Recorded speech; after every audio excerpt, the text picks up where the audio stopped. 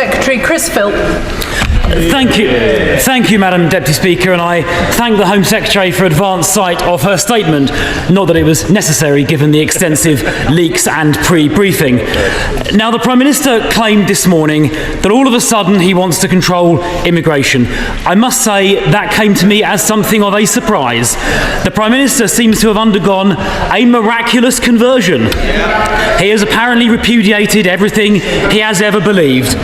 Or perhaps the Prime Minister is doing what he always does, saying whatever he thinks people want to hear at any given point in time. Perhaps the Prime Minister sees his minus 36% approval ratings, and this paper is his desperate response. Because, Mr. Deputy Speaker, we know what the Prime Minister really thinks about immigration because he has often told us. The Prime Minister once described immigration law and border control as racist. He signed a letter opposing the deportation of dangerous foreign criminals, including murderers and rapists. He pledged he would reintroduce full free movement of people, and he sermonised enthusiastically about the benefits of migration. He even said the Yarlswood Immigration Removal Centre should be closed down. Perhaps the Home Secretary can tell us if she'll be following the Prime Minister's advice on that one. So given what the Prime Minister really thinks about immigration, it is no surprise that in 2025, this Labour government has presided over the worst start to the year in history for illegal immigrants crossing the English Channel, up 30% since the election last year, and the worst start to a year ever under this Labour government. So it's also no surprise that this plan is so weak that it barely scratches the surface. On its very first page, it seeks to create a false impression. It says visa applications, and the Home Secretary repeated this a minute ago, saying visa applications are 40% down since the election, implying that is somehow down to this government. Why are visa applications actually down by 40%? It is because of the changes made by the last government, which came into force in April 2024. And from the previous peak, net migration is already forecast to reduce by around about 500,000. And if the Home Secretary is now all of a sudden so keen on reducing migration, will she explain why she suspended the Conservative plan to increase the family visa threshold to £38,000? It was due to come into force last month. Will she tell us when that change will now be introduced? Now, the truth is, Madam Deputy Speaker, this plan is weak and it will have little impact. The Home Secretary admitted on Laura Kuenssberg's programme yesterday that measures will only reduce net migration by 50,000, just 1/10 of the impact of the previous Conservative changes. The honest truth is that we need to go much further than this paper does. Immigration needs to come down a lot more. And under new leadership, the Conservative Party is taking a new approach. Well, you can vote on this later if you're so keen. High immigration has put pressure on housing. It has put pressure on public services, on social cohesion, and on the economy. We know what the Prime Minister really thinks about immigration. That line from Chris Philp isn't just a jab. It's a direct gut punch to Keir Starmer's crumbling credibility. Because let's face it, Keir Starmer's sudden crackdown on immigration is as fake as a photo op in a high-vis vest. It reeks of desperation, not principle. This is a man who has spent years posturing as the morally superior antidote to Tory cruelty, only to now perform a pathetic U-turn in the hope that a few angry swing voters might forget who he really is. And Chris Philp is absolutely right to call it out. Starmer doesn't have a policy. He has a disguise. One day he's waving in more migrants under the banner of compassion. The next, he's clutching a stack of tough on borders. Briefing notes like a man who just remembered there's a general election coming. He's not leading on immigration. He's cosplaying as someone who might. What makes this even more insulting is that the public isn't stupid. Voters know when they're being lied to.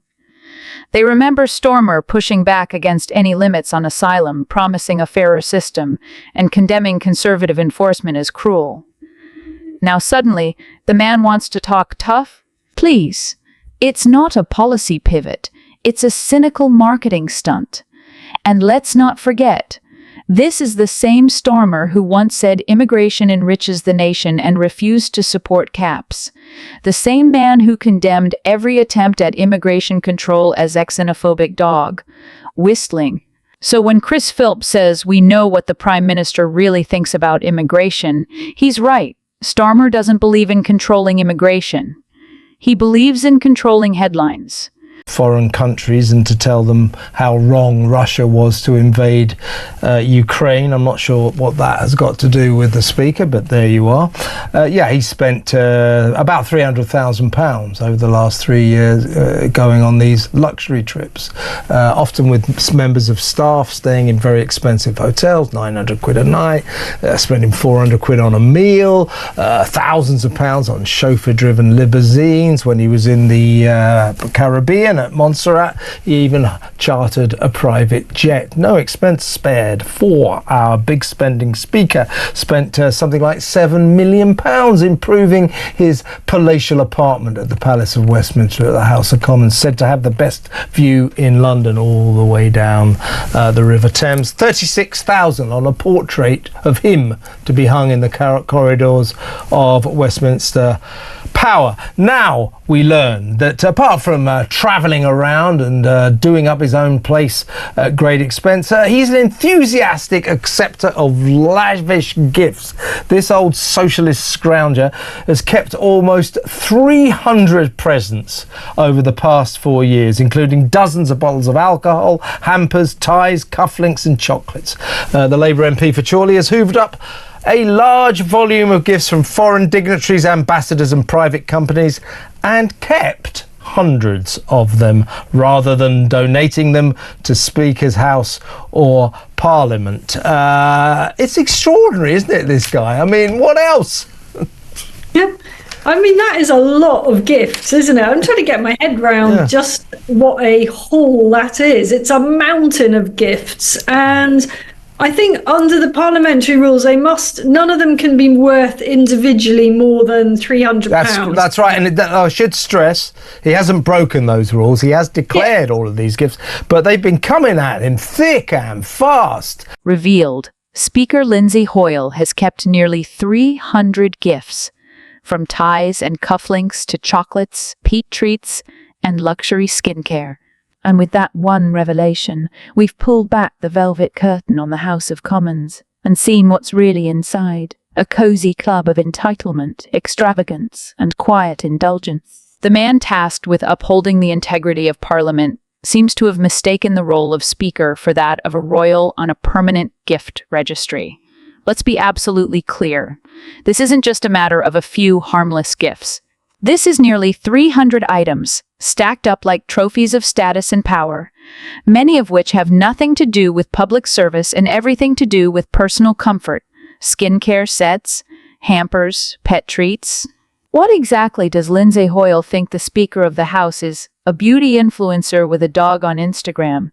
What makes this worse is that Hoyle isn't just any MP. He holds the most symbolically neutral, supposedly dignified position in the House of Commons. The Speaker is meant to rise above partisan squabbling, not sink into the trappings of luxury like a backbench grifter with a Christmas wish list. Every time he accepted another tie or chocolate box without blinking, he eroded that dignity further, turning what should be a role of humility into a running joke. And in a cost of living crisis, at a time when nurses are turning to food banks and public sector workers are being told to tighten their belts. The idea that the man in the Speaker's chair is amassing hampers and skincare kits, like he's hosting a pampered weekend retreat at Chequers, is nothing short of obscene. This isn't just out of touch. It's a slap in the face to every hard-working taxpayer funding this circus. This extravagance needs to stop. The public cries, and they're right, because when public trust is already hanging by a thread, The last thing we need is to see elected officials, or worse, the supposed guardians of parliamentary procedure, stuffing their faces with gifted Belgian truffles while the country burns. Lindsay Hoyle may insist there's nothing technically wrong here, that it's all within the rules. But that's the problem. The rules are rigged to excuse entitlement. And as long as figures like Hoyle exploit them without shame, the rot at the heart of Westminster will keep growing. This wasn't just 300 gifts. It was 300 reminders that for those in power, privilege too often comes before principle,